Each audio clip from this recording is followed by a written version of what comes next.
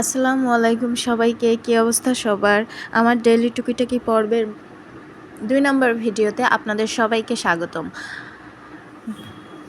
গত ভিডিও যদি কেউ দেখে থাকেন তাহলে অবশ্যই জানেন যে আমি ডেইলি টুকিটাকি পর্বে আমার টুকটাক রান্নাবান্নাগুলো শেয়ার করি। আমরা যে রান্নাবান্নাগুলো করা হয় আর কি সেগুলো। তো এই তো সকাল সকাল শুরু হয়ে গেছে রান্নাবান্না। মেয়েদের জীবন মানেই তো রান্নাবান্না তো থাকবেই। সকাল সকাল এমনিতেই হালকা পাতলা খাইতে খুব বেশি ভালো লাগে। তরকারি ছিল যেটা দুপুরের জন্য রেখে দিয়ে আমি ভাবলাম যে হচ্ছে একটু টাটকা টাটকা ভাজি করি। অন্য কিছু খাইতে মন চাচ্ছিল না। সকালে ভারী খাবার এমনিতেও ভালো লাগে না। আর ঢেঁড়স ভাজিটা এমনিতেও অনেক বেশি পছন্দ আমার।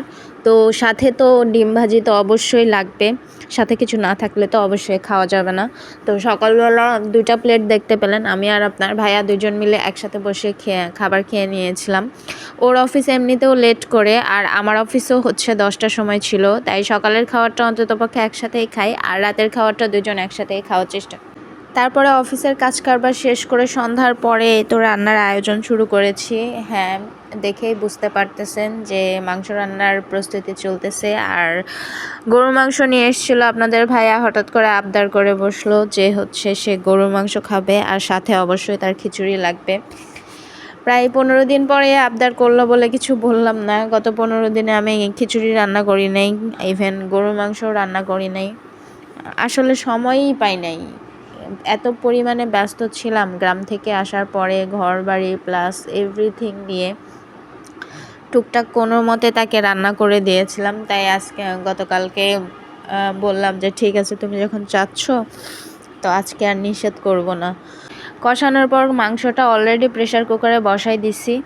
এর মধ্যে খিচুড়ির চালটা ভেজে নিচ্ছিলাম, কারণ খিচুড়ি যেহেতু রান্না করতে হবে। সো ভাবলাম যে ওটা প্রেসারে হইতে হইতে আমি এদিকে বসাই দেই, তাহলে কাজ অনেকটা আগায় যাবে। এমনি তো অনেক রাত হয়ে গেছে, 10টার পরে রান্না বসাইছিলাম আর কি। তো এই তো মশলাপাতি এমনিতেও তো খিচুড়িতে বেশি লাগে না, কারণ আমরা তো সব গোটা মশলাই দেই, যেরকম পেঁয়াজ, কাঁচামরিচ, রসুন এভরিথিং তো গোটা মশলা যায়। শুধুমাত্র মশলা বলতে শুকনো মশলাগুলো যায় আর কি। হলুদ, তারপরে হচ্ছে ধনিয়ার গুঁড়া যাবে, তারপরে জিরার গুঁড়া হবে, জিরার গুঁড়া যাবে। আর হচ্ছে সাথে তো লবণ দিয়েছি। এভরিথিং দেওয়ার পরে এই যে খিচুড়িও প্রেশার কুকারে বসাই দিয়েছি, ওটাও টাইম মতো সেদ্ধ হয়ে যাবে। এর মধ্যে প্রেশার কুকার থেকে অলরেডি হচ্ছে গরুর মাংসটা নামাই নিছি।